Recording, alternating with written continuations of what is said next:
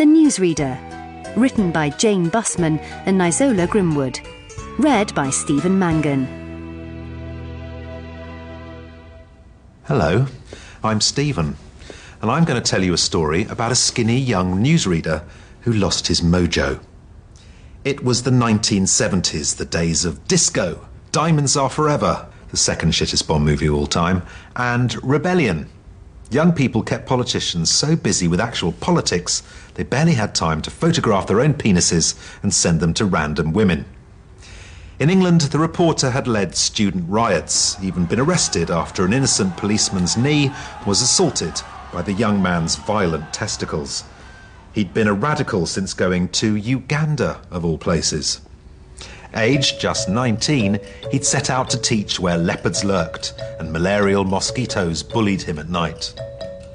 But the school kids took a shine to the weedy Brit, and a combination of tropical heat, criminal injustice, and beautiful female teachers opened his eyes.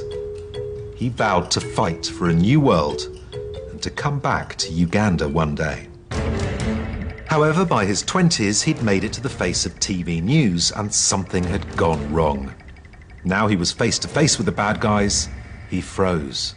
He hadn't expected them to smile. Their confidence, as they lied through their teeth, made this ordinary young man from an ordinary background doubt himself. What right did he have to shout them down? He interviewed Kissinger after the Brillo-head bastard carpet-bombed Cambodian peasants. Didn't even call him a bit of a swine. When Thatcher abolished free school milk, saying, "What do kids need bones for anyway?" he just stared. Michael Caine paraded his preposterous tan around the studio without even hearing the words Fanta face. In short, the newsreader had lost it. By 1975, he turned to Cinzano Bianco to numb the pain. And then one night, he saw a live feed from Uganda. On the monitor was a face he knew. You cannot run faster than a bullet. His Excellency, President for Life, Field Marshal, Dr. Al-Hadji, VC, DSO, MC, King of Scotland, Lord of all the beasts of the earth and fishes of the sea, and conqueror of the British Empire in general, and Uganda in particular. In any country, there must be people have to die. But the newsreader knew him as Idi Amin.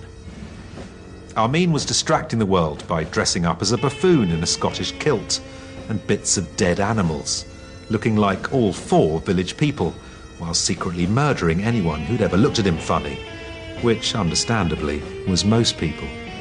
The newsreader could only sit and watch because, like all truly evil dictators, Amin was great with the press. I asked the Queen to send me her knickers. I can tell you, they are bright and pink with yellow spots. And as he cracked jokes about royal pants, the world's media chuckled, not bothering to expose the torture chambers littered with loose eyeballs. The newsreader hoped Amin's slaughter of black people would be stopped by the British. Unfortunately, it was the British who had groomed Idi Amin in the first place, at Sandhurst and the King's African Rifles. Bluntly, no one gave a shit. All the newsreader could do was say his name in a slightly sarcastic voice. And Britt Ekland is so mind-boggling in the sack, her less famous husband, Peter Sellers, has been hospitalised with a sexy heart attack. And now, in other news, hundreds of teachers have disappeared in Uganda, but President Idi Amin denies any wrongdoing. Now here's the weather. Then one night, his boss came into the studio. Look, marmalade tits. You've been to Uganda, right? The newsreader tensed up as the boss applied his trademark cherry lip salve. Well, I've got a job for you. That fat fool, Idi Amin, wants to do an interview on his private jet. Get out there and make sure he gives you some funny stuff about the Queen's bra. Right. The boss left, but the newsreader sat frozen. It was his chance. The newsreader got on the next plane to Uganda. He found the place of his youth unrecognisable. Shops burned. People stared vacantly at him. In the rivers, bloated bodies bobbed like purple rubber ducks. Idi Amin had sent a prosperous green country back hundreds of years. As government minders herded him towards a parade ground to wait for Amin, the newsreader slipped to the telephone exchange and called his boss. "We have to get this story out," he whispered down the line. "What about Idi Amin hated by local people, bloodbath imminent?" "Balls," said the boss. "Stick to the brief. Anyway, they probably love the fat twit in Uganda." The boss had pretty much shit-canned the story. A motorcade arrived, led by a white Corvette. A flunky opened the door and a huge man, 6 feet 4 inches tall and 2 feet wide, got out. Idi Amin, the ludicrous bully, having parodied Scotsmen in his tartan kilts, was now parodying Americans, his huge chest straining against a white cowboy shirt. "Welcome to Uganda," he said, and walked away. The newsreader wondered if Amin's giant balls clanked like a Newton's cradle. Idi Amin's jet was lined with white leather and white carpet. White wine waited for them, but the newsreader felt queasy as he folded his ungainly body into a tiny seat. The dictator flopped himself into the leather chair opposite with a slight farting sound. A stewardess brought Amin a greasy heap of chicken and chips. Idi Amin licked fingers shiny with bird fat and smiled. "If you kill all the teachers, you'll have a country that can't read or write." Here is what you're going to do, English boy. You are going to go home and write this. Exclusive from Africa. I saw the Queen's knickers and they're bright pink. Says His Excellency, President for life, Idi Amin. The newsreader studied his own useless hands in despair. A fat, wet snore made him look up. Idi's head was resting on the pillows of his man boobs. The young newsreader was such a waste of space, the dictator had simply fallen asleep. But then something happened. Idi Amin's cowboy jacket slipped open. There, snuggled in the dictator's armpit, was a leather holster, and in the holster was a gun. The newsreader turned off his dictaphone. He looked around the plane. The pilot was focused on the control panels. The newsreader's safari suit, a sartorial blunder that made him look like a flat-chested Princess Anne, began to soak with sweat. What would happen if he shot the most evil dictator of the century? He imagined the inside of Idi's rib chamber, bubbling with masticated chicken and bile. He imagined a bullet bursting in and pinging from one rib to another. What would happen if you fired a bullet on an aeroplane? Could cabin pressure pull you out through the bullet hole like sticking a straw in a frog and sucking, as though it were a fishy McDonald's shake? His imagination whirled with images of the Ugandan children he'd taught.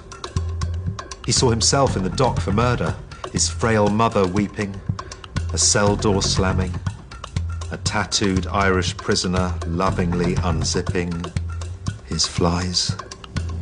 The young man's arm felt like lead as he tried to reach for the gun. Try as he might, his hand wouldn't move. But what if he didn't shoot Idi Amin? A sheet lightning vision lit up his mind. A vision of a terrible future for Africa. He saw Bob Geldof, Bono, multi-millionaires David and Victoria Beckham telling ordinary people to send money, saying, "For just $1, you can help an African child." He saw Vivienne Westwood for comic relief. She was wearing a skin-tight Diamante catsuit and frolicking in an African slum. He couldn't let it happen. Fate had put him in this one place, at this one moment in history, for one reason. Amin's hot, meaty breath was on his cheek as he slowly slipped the gun from the leather. Idi Amin was still snoring. Could the newsreader do it? Could he shoot Idi Amin?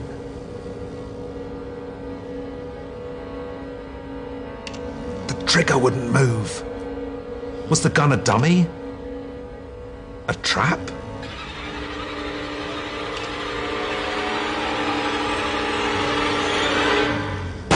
gun fired with a crack. A flash of flame and the bitter tang of gunpowder. The newsreader was hurled back into his chair from the impact. Blood sprayed the white carpet. The dictator twitched as though harpooned and exploded in a mess of guts and hen. The pilot saw something and screamed like a girl. The newsreader saw what he saw, a tiny bullet hole in the window. It shattered and the plane began to spin, a flaming arrow plunging into treetops. The next morning, the newsreader lay perfectly still on wet grass. He could see white clouds moving slowly in a blue sky. A soft wind was blowing his hair. The newsreader had shot the most evil dictator of the century. It seemed only moments later when he returned to his job at the TV studio. The titles rolled and he picked up his script. In Uganda, Africa today, the population celebrated at the surprising news of President Idi Amin's death. Behind him on the studio monitor, the viewers at home saw Ugandan jails unlocked and the surviving teachers going back to school. With the evil dictator dead, the course of history changed. It was much like The Wizard of Oz, but with less emphasis on dwarves and skipping.